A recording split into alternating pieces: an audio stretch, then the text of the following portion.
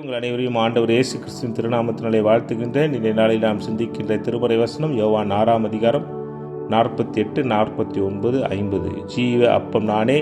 உங்கள் பிதாக்கள் வனாந்தரத்திலே மன்னாவை புசித்திருந்தும் மரித்தார்கள். இதிலே புசிக்கிறவன் மறியாமல் இருக்கும்படி வானத்திலிருந்து இறங்கின அப்பம் இதுவே. அன்புக்குரியவர்களே, ஆண்டவருடைய உடல் அவருடைய சதை நம் ஆன்மாவுக்கு உணவாக இருக்கிறது.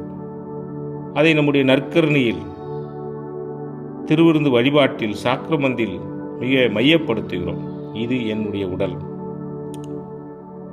நானே ஜீவ அப்பம் என்று ஆண்டவராக இயேசு கிறிஸ்து சொல்கிறார்.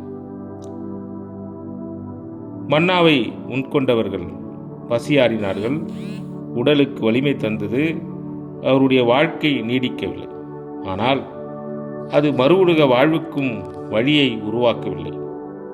ஆண்டவராகிய இயேசு கிறிஸ்துவனுடைய உடலை உட்கொண்டவர்கள், நிலையான வாழ்வழிக்கும் உணவாகிய இயேசுவை உட்கொண்டவர்கள் என்றும் நிலைக்கின்ற நிலை வாழ்வை தங்கள் வாழ்வில் அவர்கள் பெற்றுக்கொள்கிறார்கள்.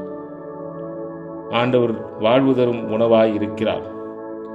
அந்த வாழ்வு தரும் உணவை உட்கொள்கின்ற போது நம்முடைய ஆன்மா எப்போதும் பசி எடுக்காமல் நிறைவுள்ளதாய் மாற்றப் பெறுகிறது.